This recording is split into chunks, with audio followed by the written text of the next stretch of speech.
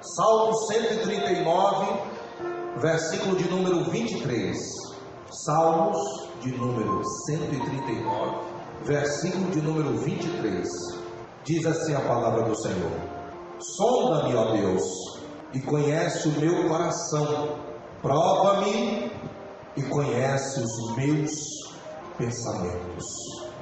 Eu queria dar um tema para este sermão, e o tema é interessante e ao mesmo tempo intrigante. Quando a emoção ultrapassa a razão, ao ponto da decisão do coração ser mais forte do que a fé. Buscando aqui no dicionário o significado da palavra emoção, eu tenho reação moral, psíquica ou física, geralmente causada por uma confusão de sentimentos que se tem diante de algum fato, situação ou notícia, fazendo com que o corpo se comporte tendo em conta essa reação, através de alterações respiratórias, circulatórias ou comoção.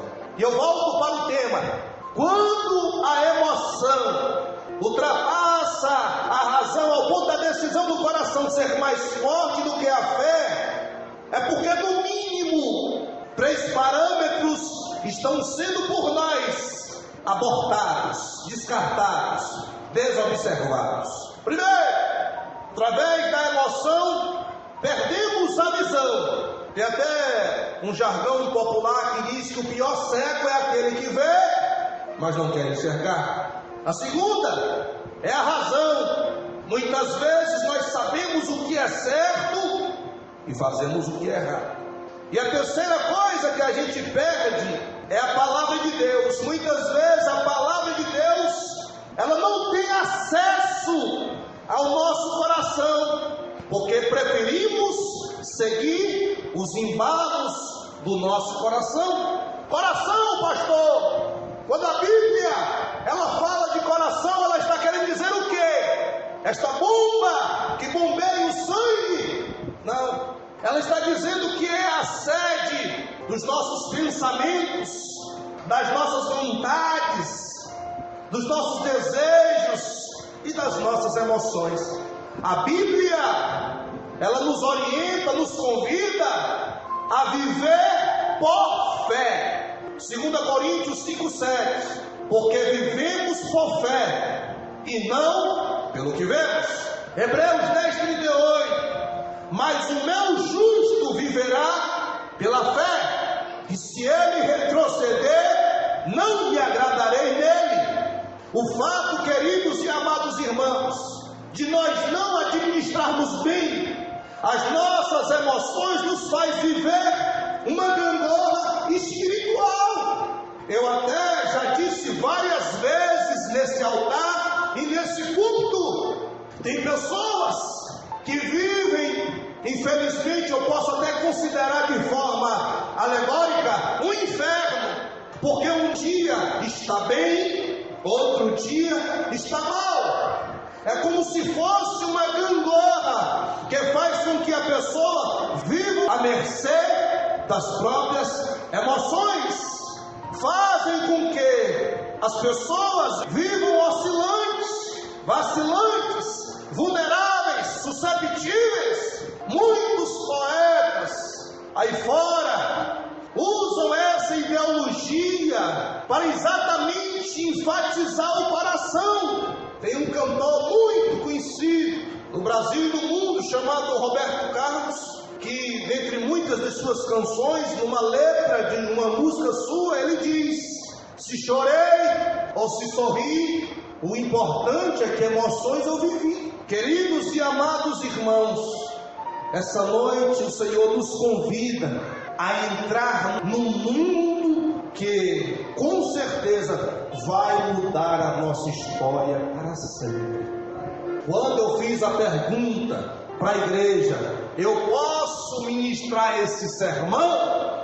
É porque infelizmente, meus amados irmãos, quando se refere a esse assunto, coração, quando se refere a esse assunto, emoções, parece-me que as pessoas, elas não conseguem se desvencilhar das circunstâncias para entrar no mundo da fé. Existe aí fora um movimento que eu não sei se é religião, eu não sei se é só uma ideologia, eu não sei se é uma filosofia, mas as pessoas conhecem como esse movimento como emo. Quem é que já ouviu falar dos emos? Aqueles que andam com o cabelo assim, sabe? Já por cima dos olhos. Aquelas pessoas que são adeptas desse movimento chamado emo, é exatamente o que eu estou dizendo. Eles vivem por explorar as emoções. Se tiver mal, está mal, vivencia aquele momento, enfatiza. E parece-me que eles só vivem tristes. Parece que esse emo, essas emoções, só é para o mal, porque a gente olha assim para eles, ou são depressivos, ou sei lá o que é, mas o que der na telha é para fazer. E aí, queridos irmãos, é que o problema se intensifica.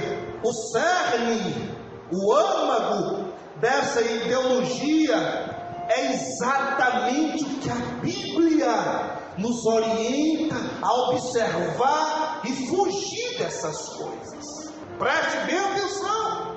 Quando nós não sabemos administrar as emoções, infelizmente nós nos tornamos levitas, pastores, igreja, meninos da fé. Quando nós não sabemos administrar os pensamentos, os desejos, as vontades, nos tornamos fracos, vacilantes. O próprio apóstolo Paulo disse em 1 Coríntios 11:30: é por isso, igreja, que há entre nós, entre vós, muitos fracos, muitos doentes, infelizmente muitos dormindo, porque nós não sabemos administrar essas sensações, esses movimentos, essas emoções. Eu mesmo já disse aqui nesse altar, neste púlpito, irmãos, se nós fôssemos para adorar a Deus só quando a gente está com bem-estar, com alegria, com as portas abertas, tudo dando certo, seria muito bom. Agora, quando a gente fala de emoções, a gente tem que aprender, à luz da palavra, que independente da situação, ou do sentimento, ou da emoção, ou do pensamento, ou da vontade, ou do desejo que esteja subindo no meu coração, Deus precisa por nós ser adorado. E eu acho, eu já ouvi isso da boca de crentes. Eu sigo meu coração, eu sigo o que dá no meu coração. E é engraçado, irmãos, que quando a gente vai folhear a Bíblia, quando a gente vai estudar a Bíblia e entra no assunto coração, a Bíblia fala mais sobre restrições, fala mais em ter cuidado, fala mais em observar, fala mais em exortar. Mateus 15:18: mas as coisas que saem da boca vêm do coração, e são essas que tornam o homem impuro. É no coração que se maquinam as coisas ruins, é no coração que se maquina a morte, é no coração que se maquinam os pensamentos de roubo, de estupro, é no coração. E eu acho interessante, meus amados, as pessoas dizerem que querem viver o que sobe ao coração. Jeremias capítulo 17, versículo 9 diz: o coração é mais enganoso do que qualquer outra coisa, e sua doença é incurável. Quem é capaz de sondar ou compreender o coração? Coração é terra que ninguém anda, irmão. Coração é algo subjetivo, assim como os pensamentos. Provérbio 17:20: o homem de coração perverso não prospera, e o de língua enganosa cai em desgraça. Aprenda pelo amor de Deus. O que é que adianta, irmãos? Eu aqui apelo para a reflexão. A gente vem para a igreja, dá a paz do Senhor para um, abraça outro, e no dia a dia a gente observa que o comportamento das pessoas não muda. É como se a palavra não tivesse acesso. Eu recebi um vídeo e ele estava falando do arado. Escute a importância de arar a terra. A terra está batida, a terra está dura. Quando a chuva cai, bate na terra e a água escorre. A água não entra, a água não infiltra, porque a terra está batida, a terra está dura. É como se fosse uma mente cauterizada. Mas quando vem o arado que rasga a terra, que fere a terra, a água quando bate, ela infiltra, tornando a terra frutífera. A palavra parece que não entra, a palavra lançada. Como é que eu sei disso? O comportamento das pessoas, no tratar com as pessoas, no dia a dia. Parece que a água que é lançada daqui bate na terra dura e se vai. A palavra corta o pregador primeiro, arada o pregador primeiro, rasga o pregador primeiro. Porque se o pregador não for fariseu, se o pregador não for hipócrita, na hora que ele está lendo a palavra também está arando o coração dele, está ferindo o coração dele também, porque a palavra bate primeiro no pregador. Sonda-me, ó Deus, eu vivo as minhas verdades, meus valores absolutos. Vejo pessoas até dizerem que o sermão não presta. A que nível, a que esfera, a que estado chegou as pessoas? Escute, um dos maiores problemas que identificamos no meio dos adeptos de Cristo é intimamente ligado a isso. As pessoas nem sabem o que é viver da fé, não sabem lidar com os ditames da vida, com as áreas que estão ligadas à emoção. Quantas pessoas não se permitem crescer na fé? Quantas pessoas não sabem passar por uma prova? Quantas pessoas não sabem glorificar a Deus quando a circunstância é desfavorável?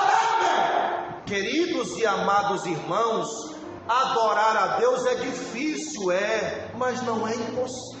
E hoje eu trouxe esse sermão inspirado por Deus, porque eu tenho convicções. Eu sou uma pessoa que tenho convicções, escuto todo mundo, mas tenho convicções firmadas no Senhor. E uma delas é que quando Deus me dá uma palavra, eu tenho certeza que foi Ele. Essa é uma convicção. E eu observo, queridos, que a gente não avança, a gente não cresce, a gente não amadurece. E infelizmente eu tenho que dizer, na tribuna dessa igreja, que tem pessoas aqui que apodrecem, mas não amadurecem. A fruta fica podre, mas não amadurece. Isso não é desabafo, isso não é piada, isso é verdade indubitável. As pessoas não conseguem permitir Deus trabalhar. Eu tenho também outro sermão que, se der tempo, eu vou trazer para essa igreja, falando do Espírito Santo e o seu trabalho. E Ele trabalha para fazer com que nós andemos segundo a palavra de Deus, para ser abençoados. E aí a Bíblia diz: sujeitai-vos, pois, a Deus, resisti ao diabo, e ele fugirá de vós. Eu me lembro como se fosse hoje. Eu estava na porta da igreja, como hoje os obreiros ficam. E na igreja que eu congregava em Fortaleza, tinha uma irmãzinha que me chateava. E eu estava na porta, já finalizando o culto. O Espírito Santo disse assim: vai lá falar com ela, dá um abraço nela, pede perdão a ela. Mas essa infeliz é quem me faz o mal. Mas eu estou mandando tu ir lá. Quem tem condição. E eu não fui. Para minha vergonha, não digo isso com prazer nenhum, para minha vergonha, eu não fui. Hoje eu não faço isso mais não. Eu vou mandar eu abraçar, eu abraço, eu vou mandar eu cheirar, eu cheiro. Mas por quê? Porque só quem perde somos nós. Quando Deus manda a gente fazer uma coisa que a gente não faz, só quem regride somos nós. Deus manda amar, nós não amamos. Deus manda perdoar, nós não perdoamos. Deus manda a gente fazer as coisas, a gente não faz. Sabe quem é que apanha? Sabe quem é que sofre? Sabe quem é que toda a vida fica debaixo do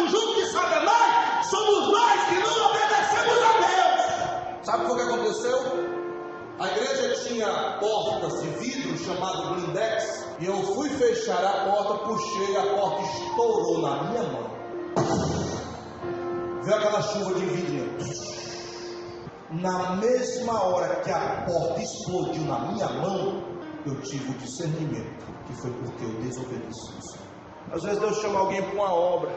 Vou não sou capacitado, não sei o que, começa a dar desculpa para Deus. Deus, na sua infinita sabedoria, Ele já está vendo de antemão o nosso futuro. Olha para cá, por favor. E sabe que estaremos atravessando vielas, ruas, circunstâncias estreitas da nossa vida, que é bom precisar que nós estejamos próximos a Deus para conseguir atravessar. E nós não queremos. E vamos passar. Deus sabe que vamos passar. E vamos passar sofrendo, apanhando, porque não ouvimos a voz do Senhor. A gente pensa que o convite é do pastor, é do Marcos, é do homem. Irmãos, eu vim para cá, para Maranguá. Eu vim para cá por obediência, porque o que o meu pastor dizia, para mim era decreto. Era Deus falando no céu e Ele falando na terra. Porque essa é a minha concepção de um líder espiritual. Eu não faço uma viagem para canto nenhum sem não ligar para o pastor Anildo. Tem crente no Maranguape, que congregava aqui, foi-se embora, e eu descobri depois porque eu vi a placa de aluga.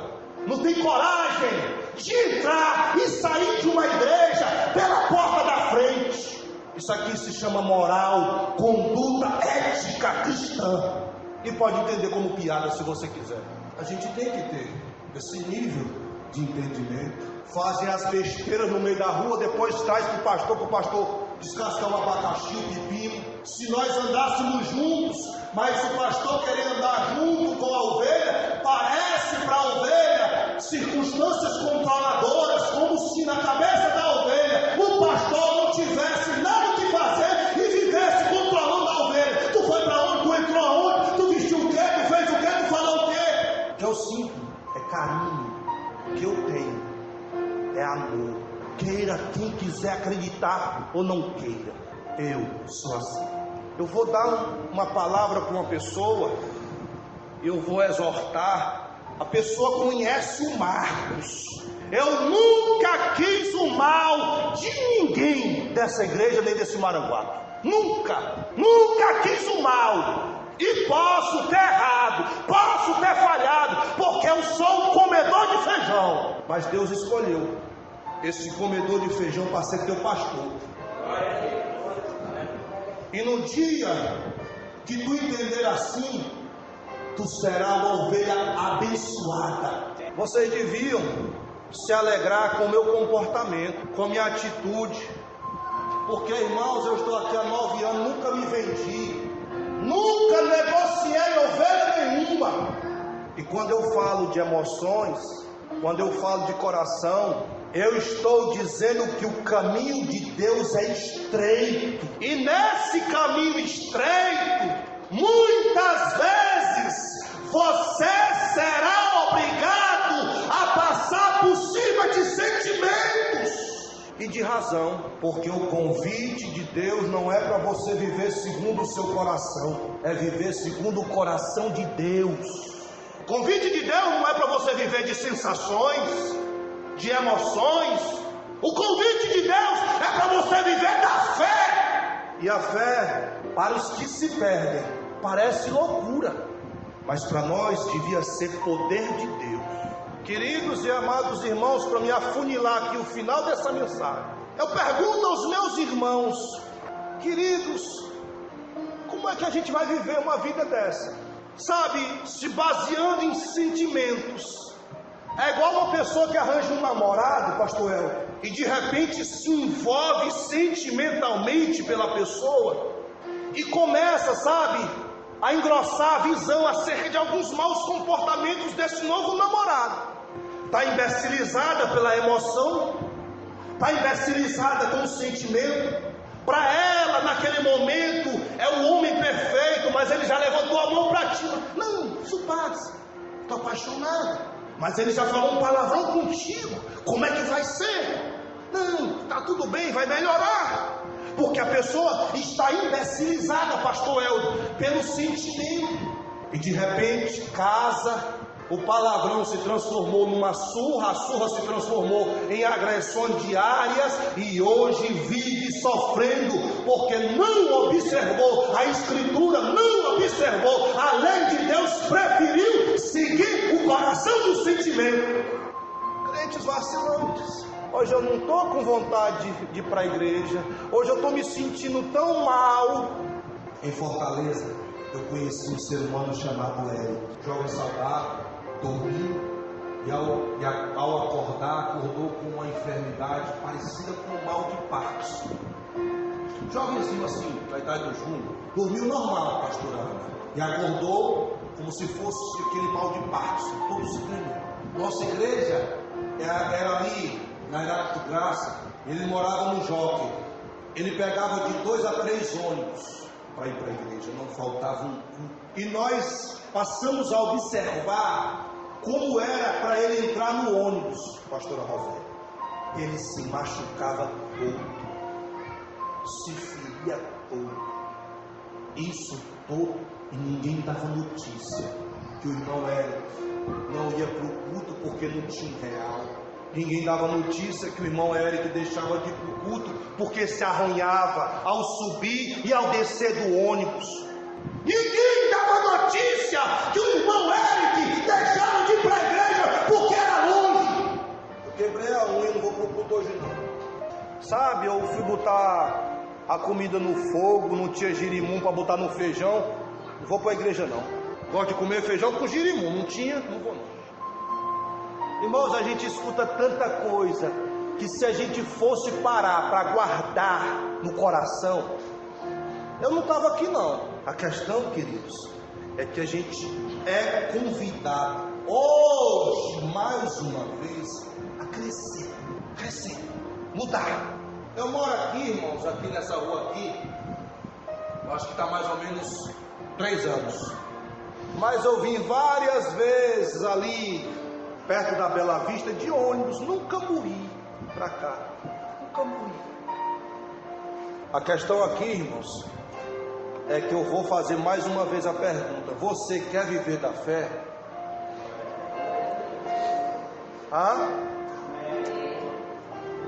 Abraão foi convidado para sair da casa dele e da parentela dele para uma terra que Deus ia mostrar.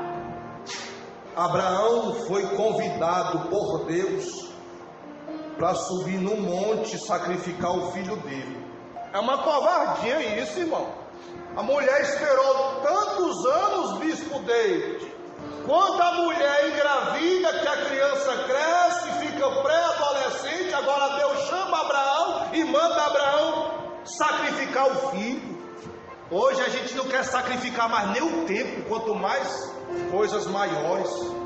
Não quer sacrificar nada. Sacrifício virou demodé, virou piegas, virou retrógrado, virou passado. Não combina mais com o evangelho, esse evangelho fajuto que estão pregando aí. Quadrado, pastor.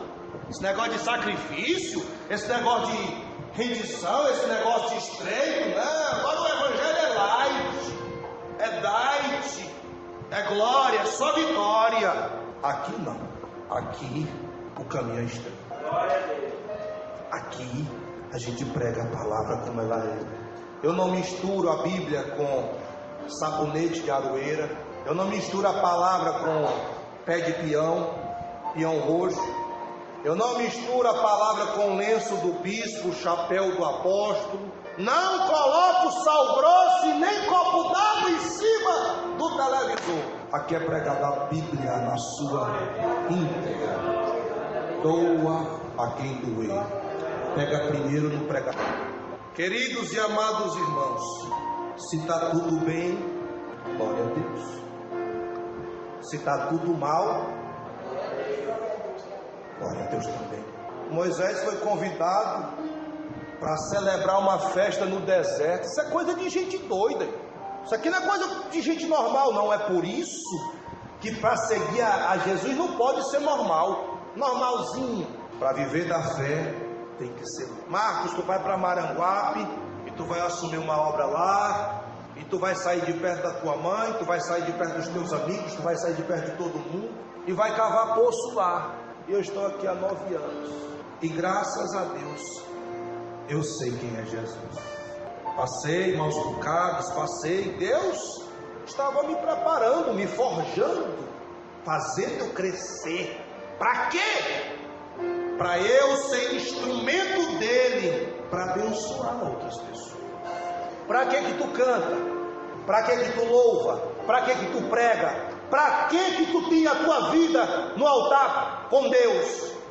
Para tu ser um instrumento que Deus possa usar.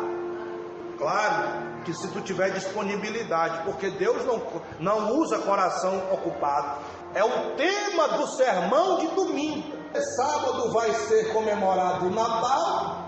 Domingo estaremos aqui enfatizando esse Natal. Sem árvore, sem guirlanda, sem luz, sem estrela, sem trenó, sem Papai Noel. Nasceu Jesus. Mas Jesus só pode nascer, Jesus só pode entrar se houver disponibilidade. Deus quer usar a pessoa no louvor, ela não deixa. Deus quer usar na palavra, ela não deixa. E aí usa os mais inúmeros argumentos para dizer para Deus, assim como Moisés: mandarão, eu sou gago, a minha língua é presa, ele é melhor, ele tem uma oratória melhor, vai falar com ele, não manda eu não, manda ele, até onde Deus se aborreceu. Tem gente que vive na chibata porque vive aborrecendo Deus. Rapaz, quem foi que botou a língua dentro da tua boca? Quem foi que fez a boca? Fala que eu serei contigo. Eu poderia aqui passar a noite toda dando exemplos. Paulo e Silas. Aí eu poderia aqui agora enfatizar a emoção e a razão. Pessoa tá, irmão, quem apanha está feliz? Diga que tá, eu já encaminho você pro táxi. Quem apanha está triste, irmão. Ô, glória, ô pisa boa que eu levei agora. Tô com o corpo todo, mas ô coisa gostosa. Glória, cara subiu, o cara baixou. Paulo e Silas estavam chibateados. Eu já disse aqui inúmeras vezes a circunstância que ele estava no cárcere interior, amarrado pelas mãos, amarrado pelos pés.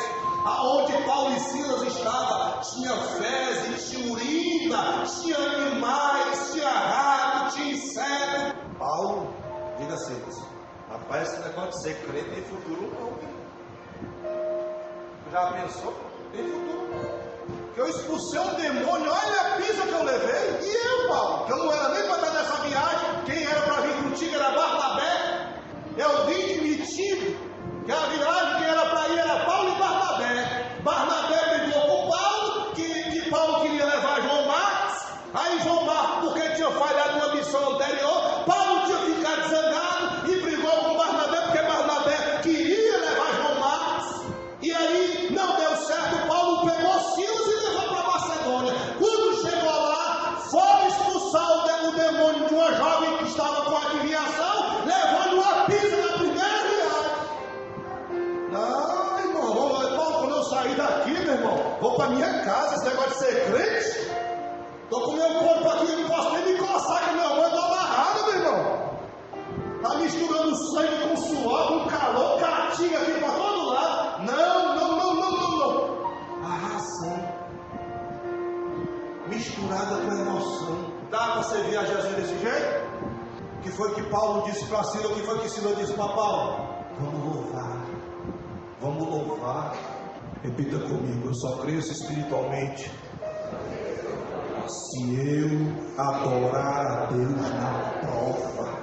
Se eu aprender que as circunstâncias que Deus permite acontecerem na minha vida são para o meu crescimento, porque Deus trabalha nessa esfera. Primeiro Ele trata o personagem para depois usar o personagem para a glória dele.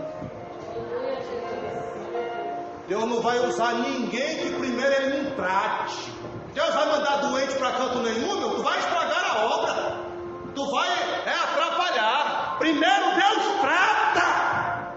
Se nós formos seguir a Jesus baseado em circunstância, pode desistir. Irmão, aqui é claro que eu estou usando a força de expressão, não quero que ninguém desista, mas se você tiver pensando que dá para seguir Jesus olhando para as circunstâncias, pode tirar o teu cavalo ou o teu jumento da chuva. Escassez, perigos, espada, acusações, não tem bom não.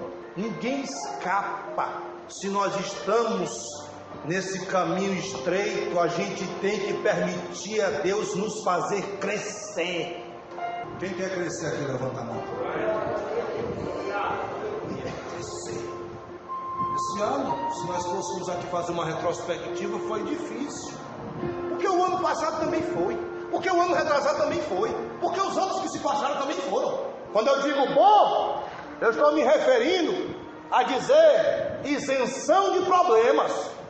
Mas eu sei que se eu me aproximar de Deus, se eu permitir Deus me provar, se eu permitir passar pela prova, pode ter certeza, a minha vida será melhor. A bênção do Senhor enriquece e não acrescenta desgosto aquele que leva a preciosa semente, chorando, gemendo, sofrendo, voltará de cabeça erguida, trazendo consigo a sua recompensa. Deus te abençoe.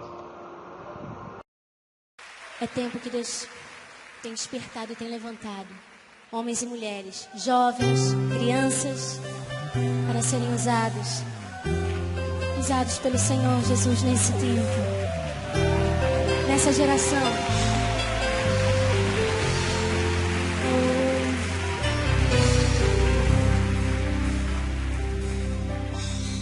Sonda-me, Senhor, e me conhece, quebranta o meu coração.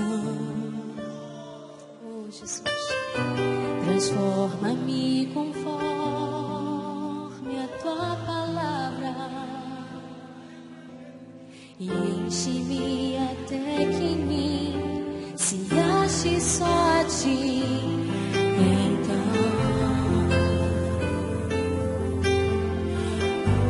usa-me, Senhor,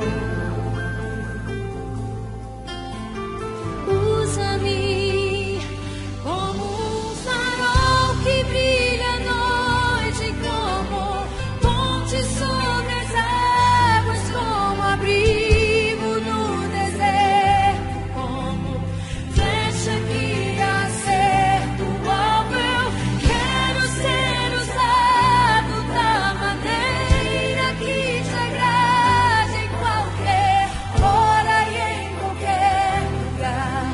Eis aqui a minha vida, usa-me, Senhor, usa-me. Sonda-me, Senhor, e me conhece, quebranta o meu coração. Transforma-me conforme a tua palavra e enche-me até que em mim se ache só a ti. Então usa-me, Senhor, usa-me, Senhor, usa-me. Como um farol que brilha à noite, como ponte